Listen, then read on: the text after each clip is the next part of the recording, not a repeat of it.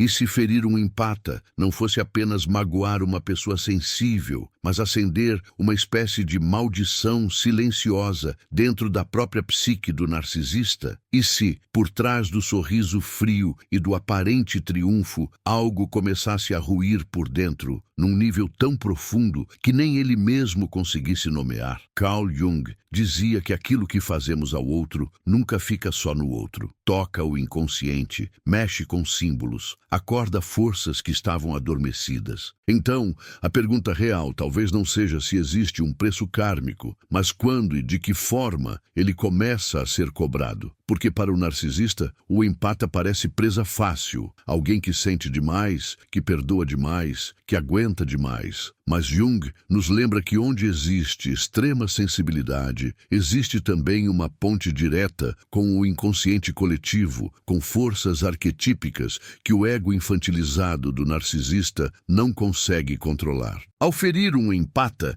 será que o narcisista está realmente vencendo? Ou está apenas empurrando a própria sombra para um ponto de ruptura inevitável? Quantas máscaras uma pessoa consegue sustentar antes que o inconsciente exija compensação? Agora imagine o seguinte: por fora, a vida segue igual. O narcisista posa para fotos, conquista novas vítimas, continua interpretando o papel de herói da própria história. Mas por dentro, algo começa a se inverter. Pequenas perdas, relações que se desgastam, um vazio que cresce, sonhos estranhos que insistem em voltar, situações que parecem repetição do mesmo drama, com personagens diferentes. Coincidência ou sincronicidade? Castigo moral ou simples retorno daquilo que Jung chamaria de destino psíquico? A superfície diz que está tudo sob controle. O subterrâneo diz outra coisa. E o empata, aquele que foi usado, manipulado, descartado,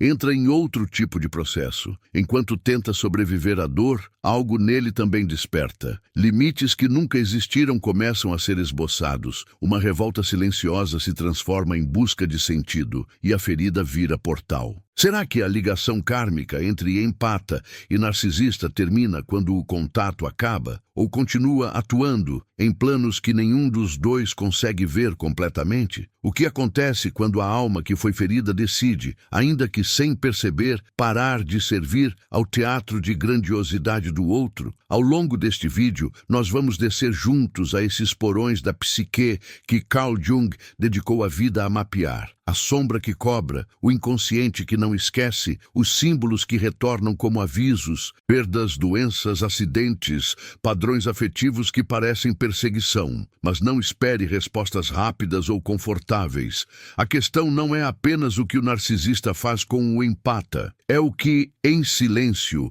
essa dinâmica inteira faz com a alma do narcisista, com o seu futuro, com o seu próprio encontro com o self. Se você sentir que algo dentro de você reagiu a estas palavras, não saia deste vídeo. Você pode estar muito mais perto do centro desse enigma do que imagina. Talvez ninguém tenha visto, ninguém tenha percebido, ninguém tenha defendido você naquele momento em que o narcisista atravessou seus limites, como se sua alma fosse terra de ninguém. Mas o inconsciente viu. A psique registra tudo, especialmente aquilo que a consciência tenta minimizar com frases como "não foi tão grave assim" ou "eu exagerei". É justamente nessas dobras aparentemente pequenas que, como diria Jung, a sombra começa a respirar mais forte. O empata sente o golpe na pele, mas a verdade é que algo muito maior do que os dois egos está sendo movimentado ali. Algo que toca uma lei silenciosa de equilíbrio psíquico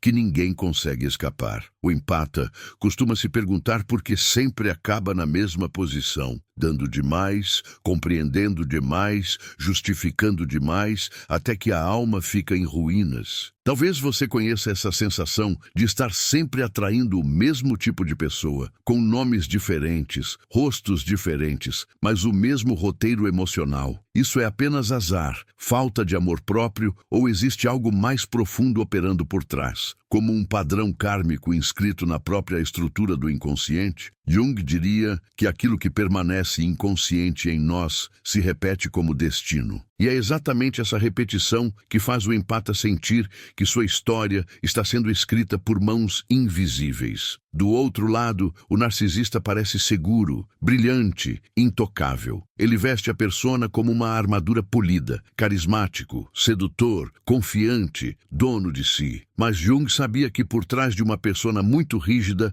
existe sempre uma sombra proporcionalmente reprimida. Quando o narcisista machuca um empata, ele não está apenas dominando alguém sensível, está tentando esmagar, fora de si, aquilo que ele rejeita dentro de si mesmo. Vulnerabilidade, dependência, medo de abandono. A crueldade vira defesa, o abuso vira estratégia, a frieza vira máscara. A pergunta é: quanto tempo uma psique consegue viver em guerra com a própria verdade sem começar a se fragmentar? Há um pacto silencioso que se cria entre empata e narcisista, um tipo de dança psíquica em que um oferece energia, compreensão e perdão infinitos, enquanto o outro suga, testa, humilha e manipula. Esse vínculo parece invisível do lado de fora, mas do ponto de vista junguiano, ele magnetiza arquétipos inteiros: vítima e algoz, salvador e tirano, mártir e imperador ferido. Quando esse equilíbrio é rompido pela violência emocional, não é apenas o empata que paga o preço imediato. O inconsciente, que sempre busca compensação, começa a ajustar a balança de maneiras que nem o narcisista nem o empata conseguem reconhecer de imediato. Depois que o narcisista fere, descarta ou trai o empata,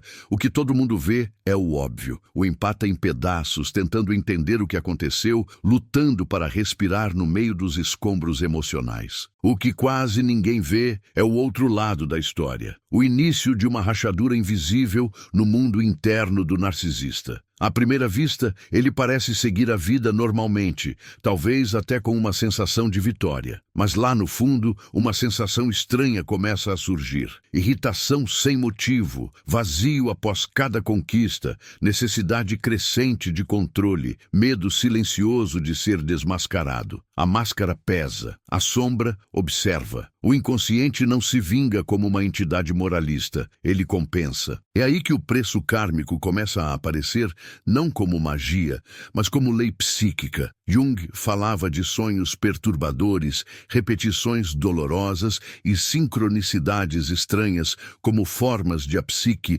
tentar corrigir desequilíbrios. O narcisista que fere e continua ferindo não percebe que está ficando preso em um labirinto que ele mesmo constrói. Sempre as mesmas dinâmicas, sempre o mesmo final, sempre o mesmo sentimento de vazio após cada conquista afetiva. Quantos relacionamentos precisam implodir até que a mensagem comece a atravessar o muro da negação? Talvez, enquanto você ouve tudo isso, uma parte de você se pergunte em silêncio: em que ponto dessa história eu estou? Na pele do empata que foi devastado? Na pele do narcisista que não quer se enxergar? Ou nos dois ao mesmo tempo, porque todos carregamos, em graus diferentes, essas polaridades dentro de nós? Jung não olharia para essa dinâmica apenas como vítima e vilão, mas como um encontro entre complexos feridos, entre histórias familiares não resolvidas, entre dores herdadas que pedem, através desse relacionamento, uma chance de serem finalmente vistas. E é justamente por isso que esse tipo de vínculo dói tanto. Ele toca lugares que não são desta vida consciente apenas. Quando o empata exausto começa a despertar, algo muda na equação. A dor que parecia só destruição começa a se transformar em percepção. O empata que antes aceitava tudo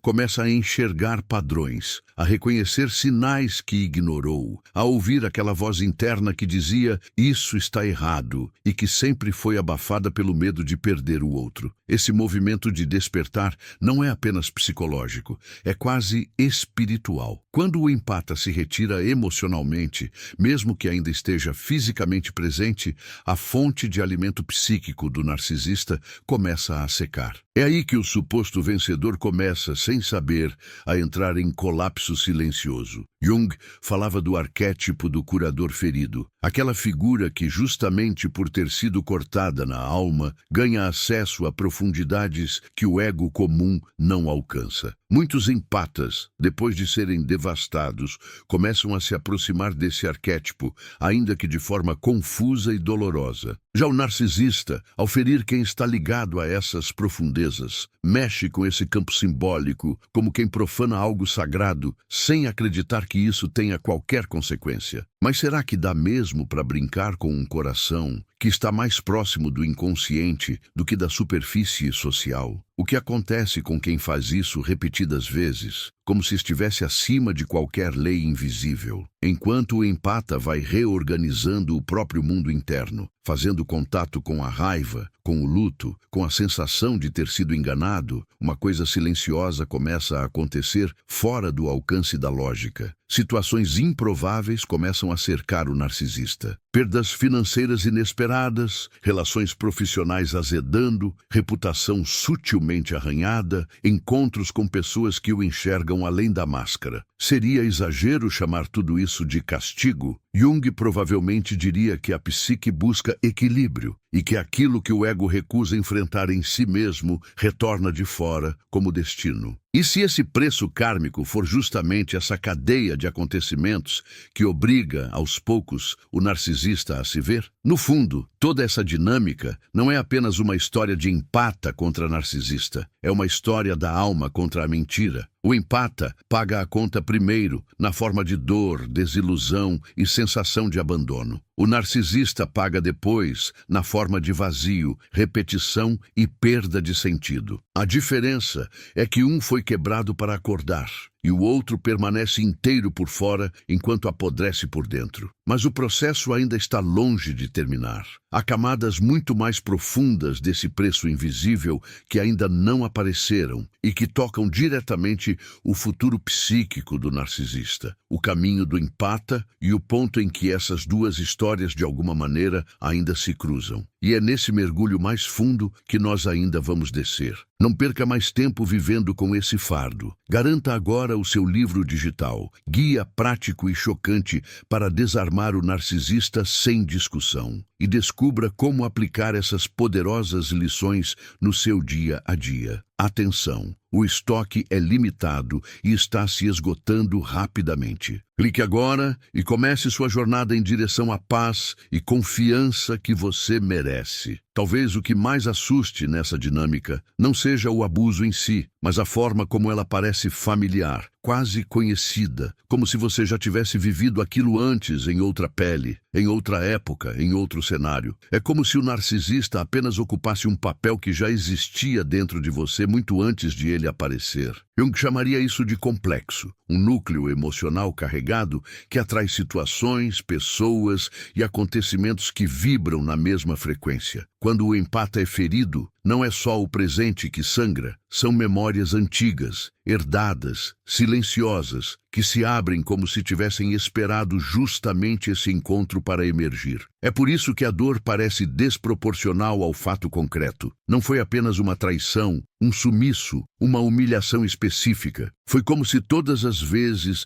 em que você se calou voltassem de uma vez. Todas as vezes em que você se sentiu pequeno, descartável, invisível, se condensam naquele relacionamento. A figura do narcisista se torna, sem saber, a personificação de aquilo que Jung chamaria de sombra coletiva da sua história. Pais emocionais ausentes, amores que não souberam cuidar, ambientes em que ser sensível era visto como defeito. E é exatamente nisso que o preço kármico começa. Ninguém passa impune por ativar feridas ancestrais em alguém tão conectado ao próprio inconsciente. O narcisista, porém, não enxerga nada disso. Na fantasia dele, tudo é questão de poder, conquista, controle. Ele acredita que está apenas jogando o velho jogo de seduzir, sugar e seguir em frente, convencido de que não há consequência real, desde que ninguém possa provar nada, desde que a imagem social permaneça intacta. Só que a psique não funciona como um tribunal humano. Para o inconsciente,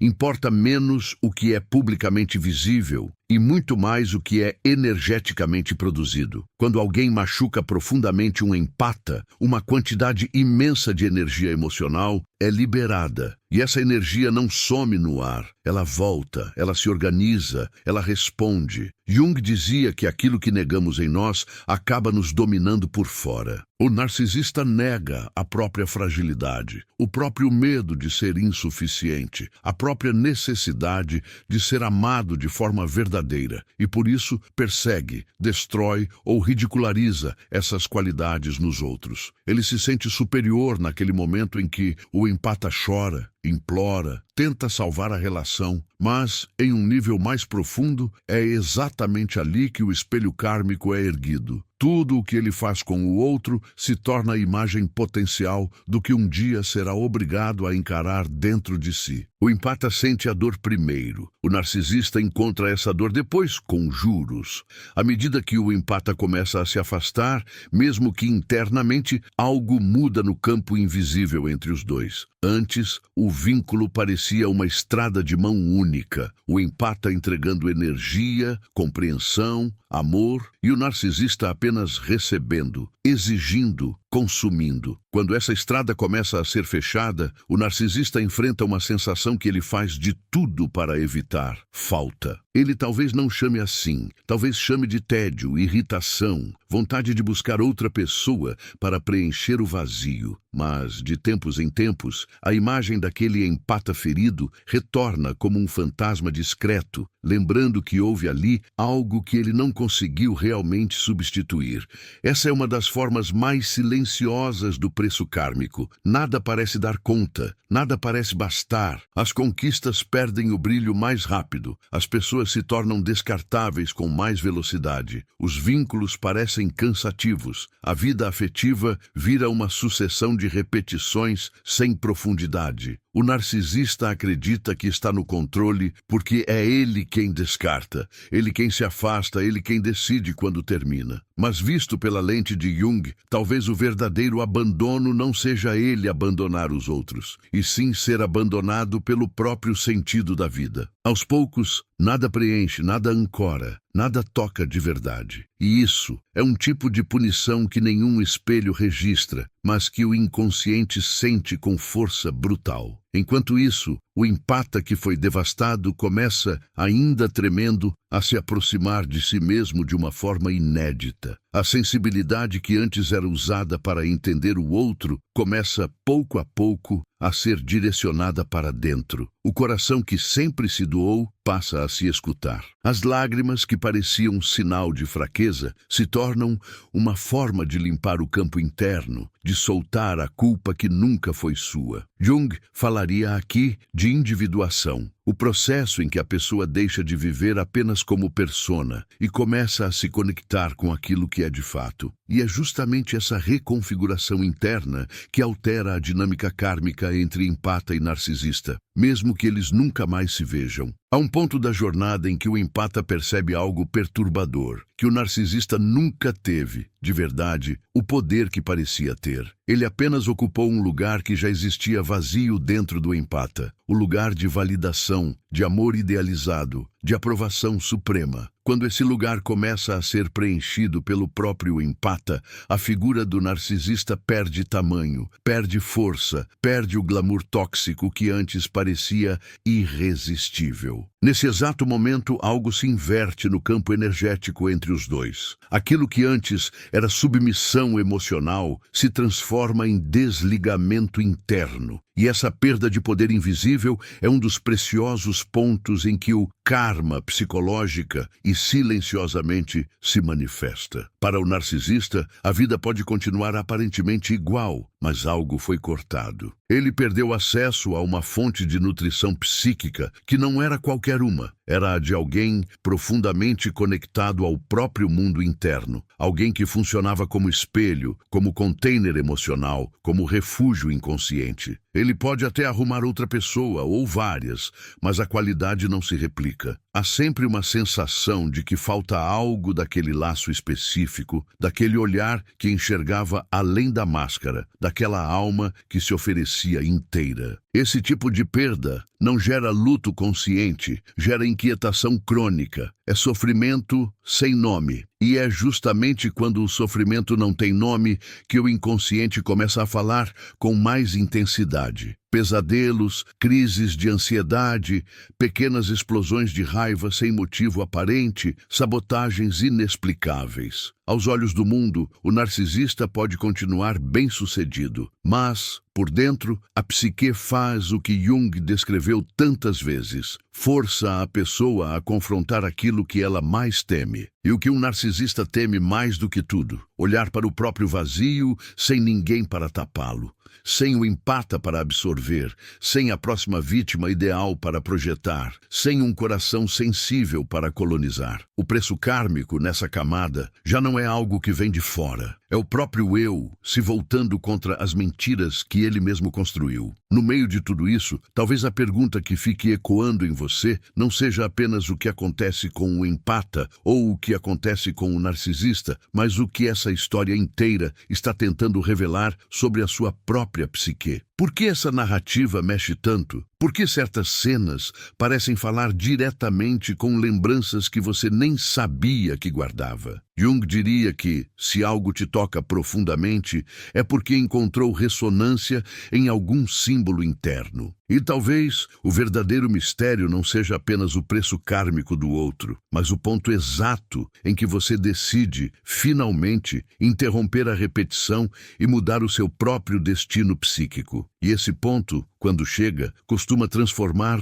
tudo o que vem depois. Talvez você perceba, em algum canto silencioso da sua mente, que não foi apenas a sua história de amor ou de amizade que desmoronou, mas uma certa visão de mundo. Só que na linguagem de Jung, quando uma visão de mundo cai, não é o fim, é o início de uma reconfiguração profunda entre ego e inconsciente. O empata que foi ferido sente como se tivesse sido arrancado de um sonho, expulso de uma fantasia de salvação, onde acreditava que seu amor poderia curar tudo. A ruptura com o narcisista é também a ruptura com essa fantasia. E esse rompimento, por mais devastador que pareça, é um dos pontos em que a psique começa a se alinhar com algo mais verdadeiro do que o papel de salvador que você aprendeu a representar. É por isso que, para muitos empatas, o período pós-abuso é ao mesmo tempo o mais sombrio e o mais fértil. Por fora, parece apenas sofrimento. Por dentro, forças arquetípicas começam a se mover. Imagens internas de força, autonomia e dignidade que estavam adormecidas começam a se aproximar da consciência. É como se a alma dissesse: agora chega, não dá mais para terceirizar o amor próprio. Jung veria esse momento como um chamado do self, aquela instância mais profunda que orienta a individuação. E, ironicamente, esse chamado nasce justamente do encontro com alguém que tentou esmagar a sua essência. Quando o narcisista insiste em ferir, manipular e descartar, ele acredita estar exercendo poder.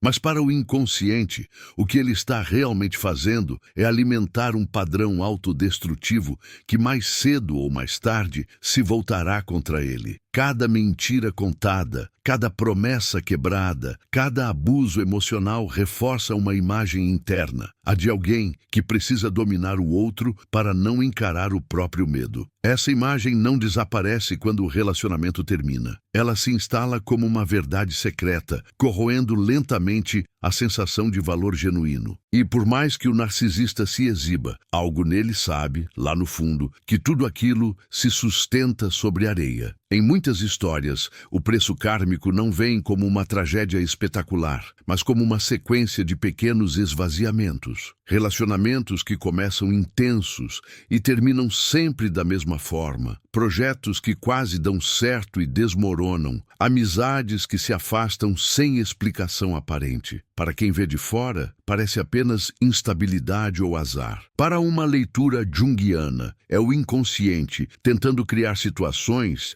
em que a pessoa seja obrigada a enxergar o próprio padrão. O narcisista que fere um empata não está apenas machucando alguém sensível, está fortalecendo dentro de si um roteiro que o impedirá de encontrar vínculos verdadeiros por muito tempo. Com o tempo, o preço kármico começa a descer do plano psicológico para o corpo. Insônia, sensação de perseguição, crises de pânico, sintomas físicos sem explicação clara, comportamentos compulsivos. O corpo passa a falar aquilo que a consciência recusa ouvir. É como se a psique dissesse: se você não quer ver pelos sonhos, vai ver pelo cansaço. Se não quer ver pelas perdas afetivas, vai ver pelo colapso interno. Jung via o sintoma não como inimigo, mas como mensagem. E nesse contexto, muitos dos incômodos que atravessam a vida do narcisista podem ser lidos como recados da alma reagindo ao rastro de destruição que ele deixa para trás. Jung dizia que aquilo que projetamos no outro é, na verdade, uma parte de nós que ainda não conseguimos integrar. O narcisista projeta fraqueza no empata, ridiculariza sua sensibilidade, trata seu amor como algo descartável. Mas, na lógica simbólica, ele está falando consigo mesmo. Está rejeitando no outro a parte da própria alma que sabe amar de forma verdadeira, que sabe sentir profundamente, que sabe se entregar sem jogar.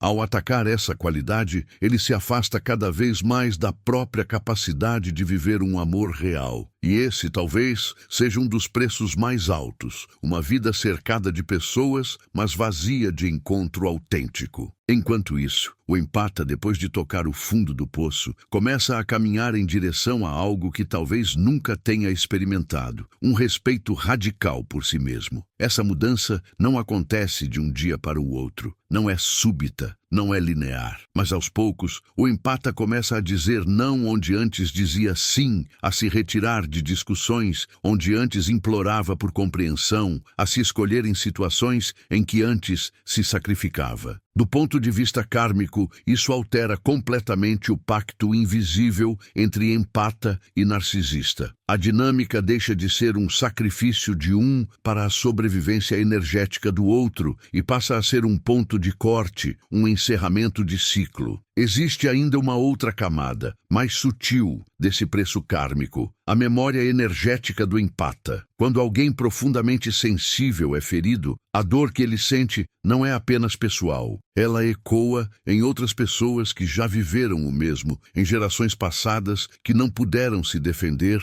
em histórias antigas de submissão, silenciamento e abandono. Quando o empata começa a se curar, ele não cura apenas a si mesmo. Ele reescreve, em algum nível, um roteiro que estava se repetindo há muito tempo. E quem desencadeou esse processo, ainda que pela violência, permanece ligado a essa transformação, queira ou não. O narcisista pode até fugir da consciência, mas não foge das consequências da mudança que ajudou, sem querer, a disparar. E é nesse ponto que a pergunta sobre o que acontece com o narcisista ganha outra dimensão. Não se trata apenas de castigo, perda ou sofrimento. O preço kármico do ponto de vista junguiano é também a oportunidade que a vida oferece para que essa pessoa seja colocada diante de um espelho impossível de ignorar. Quando vínculos se repetem, quando o vazio aumenta, quando as crises internas se intensificam, algo dentro dele começa a sussurrar. Há algo errado na maneira como você se relaciona com o amor. A questão é se esse sussurro será ouvido ou se será abafado com mais distração, mais controle,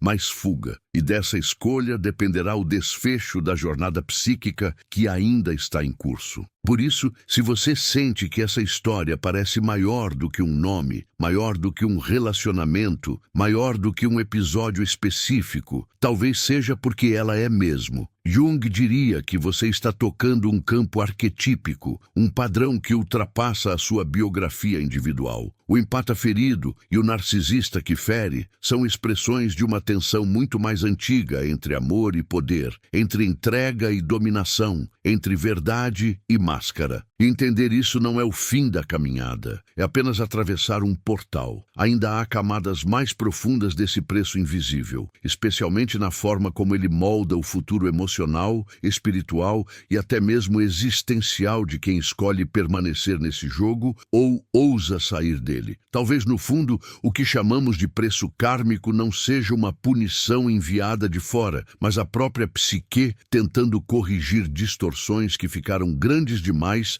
para serem ignoradas. Quando um narcisista fere um empata, o que se rompe não é apenas um vínculo afetivo, é um pacto invisível entre verdade e máscara. O empata sente o corte na carne, o narcisista parece sair ileso, mas o inconsciente não compra essa ilusão. Em algum lugar, uma conta começa a ser aberta, não em nome de culpa moral, e sim em nome de equilíbrio. E essa conta é paga em forma de vazio, de repetição, de incapacidade de se conectar genuinamente com aquilo que se é. Se olharmos com os olhos de Jung, o narcisista não nasceu vilão. Ele é o resultado de uma ferida muito antiga que aprendeu a se proteger dominando, manipulando, controlando. Em algum ponto da infância, faltou espelho, faltou acolhimento, faltou alguém que dissesse: você é suficiente mesmo sem impressionar ninguém. Em vez disso, ele aprendeu que só seria visto se brilhasse, se performasse, se fosse maior do que realmente se sentia. O empata, por sua vez, carrega o roteiro oposto. Eu serei amado se consertar o outro. Quando essas duas feridas se encontram, a atração é instantânea, quase magnética. Mas o que parece encaixe perfeito é,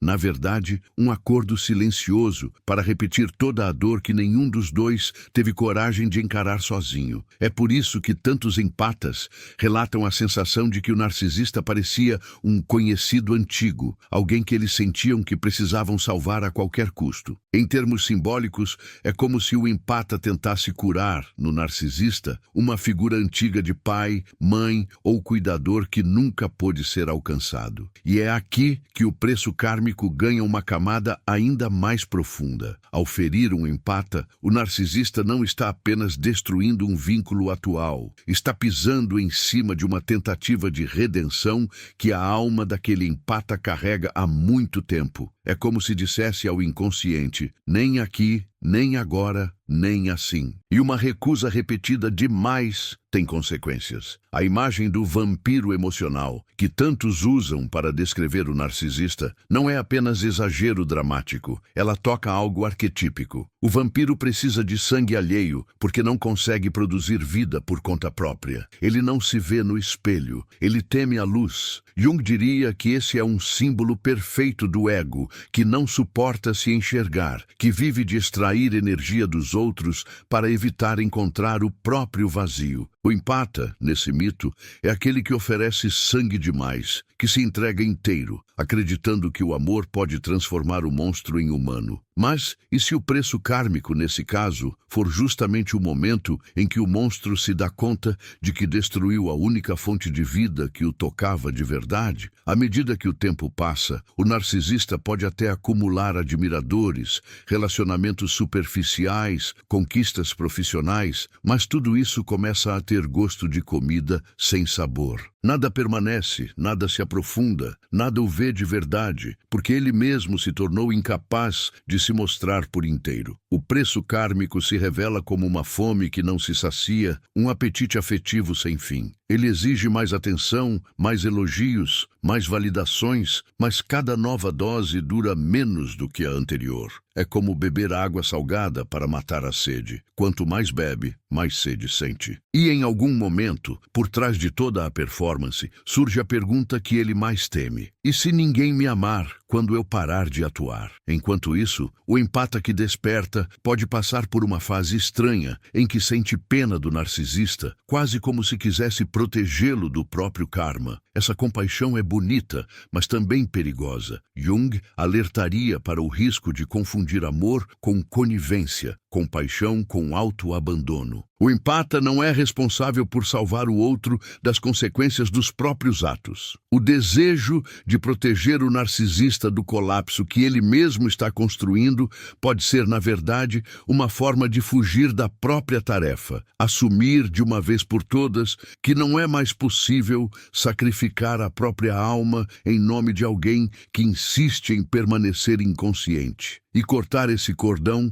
é uma das decisões mais difíceis que um coração sensível pode tomar. Existe ainda um detalhe inquietante. Mesmo depois da separação, muitos empatas relatam sincronicidades estranhas envolvendo o narcisista. sonhos intensos, encontros inesperados, informações que chegam por acaso, lembranças que voltam justamente em momentos de virada, como se o vínculo, em algum nível, continuasse atuando. Jung veria nisso um campo de destino compartilhado, uma espécie de fio psíquico que segue vibrando até que a lição principal daquela relação seja, de fato, integrada. E enquanto isso não acontece, o preço kármico segue em movimento, ajustando silenciosamente as experiências de ambos, empurrando um para a cura e o outro para o confronto com a própria sombra. Imagine, por um instante, o narcisista muitos anos depois, em uma noite qualquer, rodeado de histórias mal resolvidas, com um histórico de vínculos que começaram intensos e terminaram em ruínas. Ele pode até não usar palavras como karma, sombra ou inconsciente, mas sente um peso que não sabe nomear.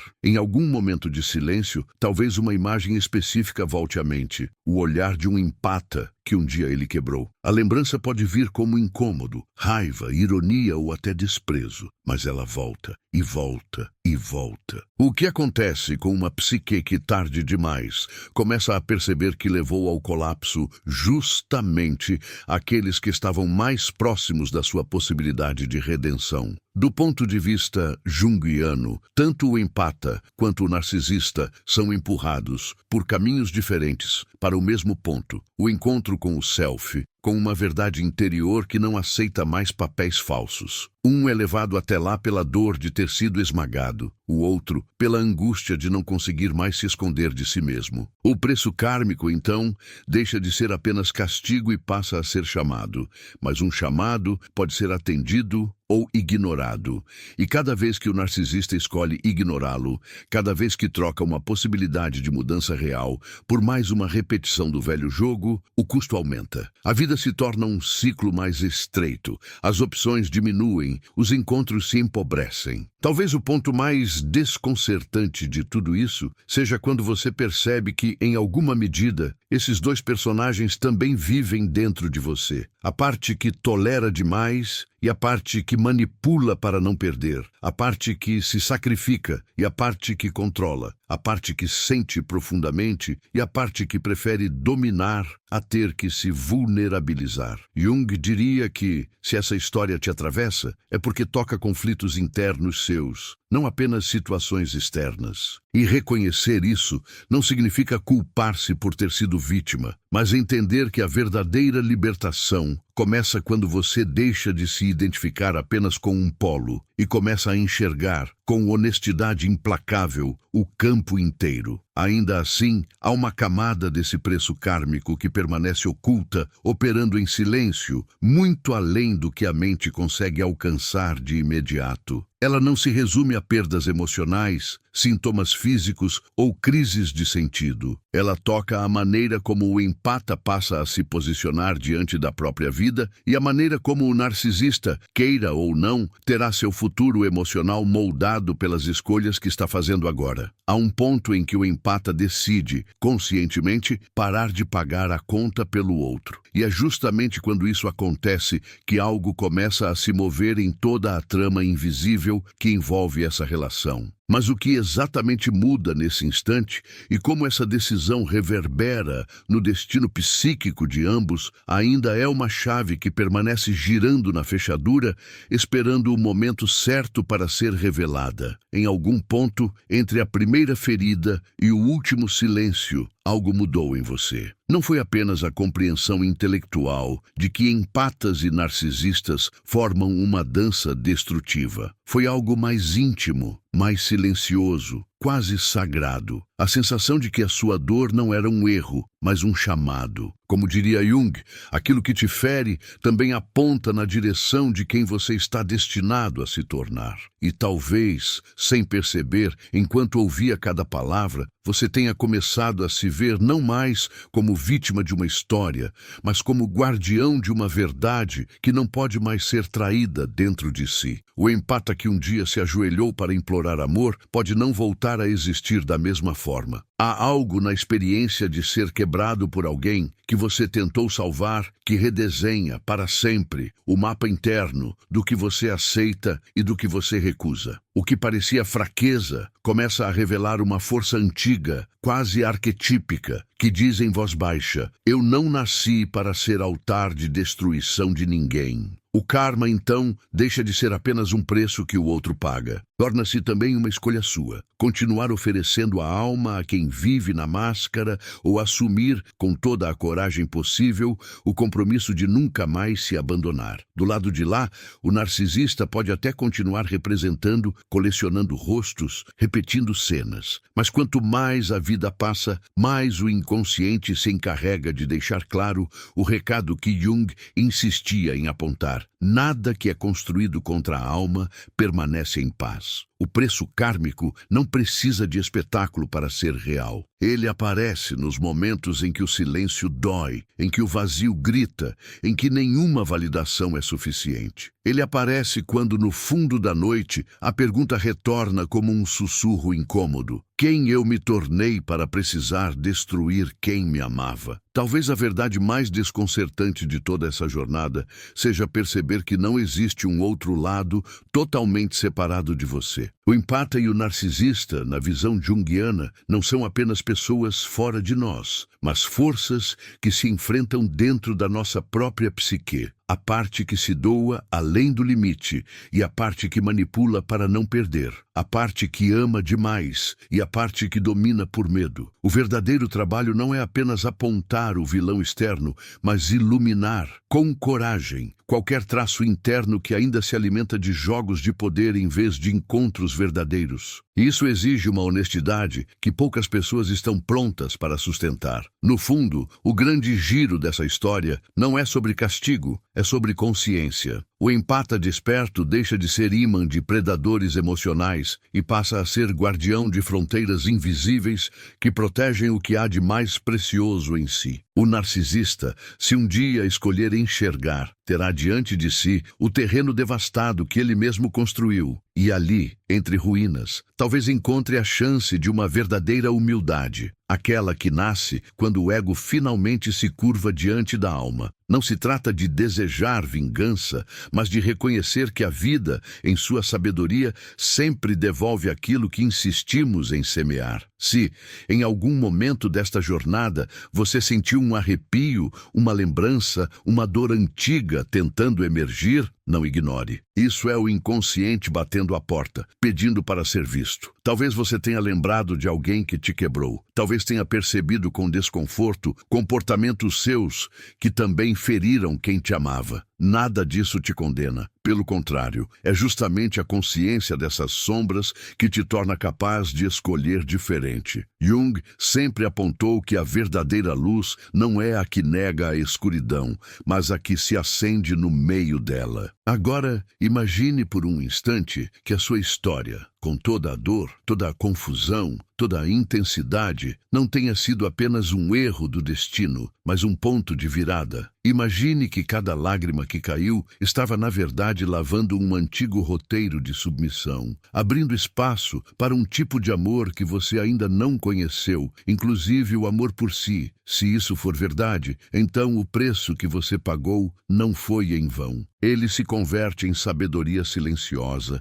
em intuição mais afiada, em uma capacidade quase instintiva de reconhecer, de longe, qualquer máscara que tente se aproximar da sua alma. Talvez daqui a alguns dias você esteja fazendo algo simples, lavando a louça, caminhando na rua, rolando a tela do celular e, de repente, uma frase, uma imagem, um olhar descrito aqui volte à sua mente. Deixe voltar, deixe ecoar. É assim que as sementes simbólicas funcionam. Elas não gritam, mas se instalam devagar até o momento em que você percebe que já não consegue mais se trair como antes. E se isso acontecer, se você se pegar dizendo não onde antes dizia sim, escolhendo paz onde antes escolhia caos, saiba que esse é o sinal silencioso de que alguma coisa em você realmente despertou. Se sentir que este vídeo fez sentido para a sua alma, honre honre esse movimento, não como um gesto automático, mas como um compromisso com essa nova consciência que está nascendo. Curta este conteúdo se ele te ajudou a se enxergar. Compartilhe com alguém que talvez ainda esteja preso na mesma dança. Escreva nos comentários o que mais tocou você, não para alimentar o ego de quem fala, mas para fortalecer um campo de cura para quem lê. E, se sentir que precisa caminhar mais fundo por esse tipo de jornada, inscreva-se e permaneça por perto. Às vezes, continuar ouvindo sobre a alma é a única forma de lembrar que você tem uma. No fim, talvez a frase mais honesta que se possa dizer sobre o preço kármico de ferir um empata seja esta: ninguém destrói o coração de alguém sensível sem, mais cedo ou mais tarde, ter que se encontrar com o próprio coração despedaçado. A diferença é que o empata aprende a renascer dos cacos. O narcisista, se um dia tiver coragem, poderá fazer o mesmo. Até lá, o destino seguirá fazendo seu trabalho silencioso, reequilibrando tudo o que foi torcido. E você, agora, sabe que não está à mercê desse jogo. Pode escolher, a partir deste instante, qual papel ainda aceita representar dentro da sua própria história.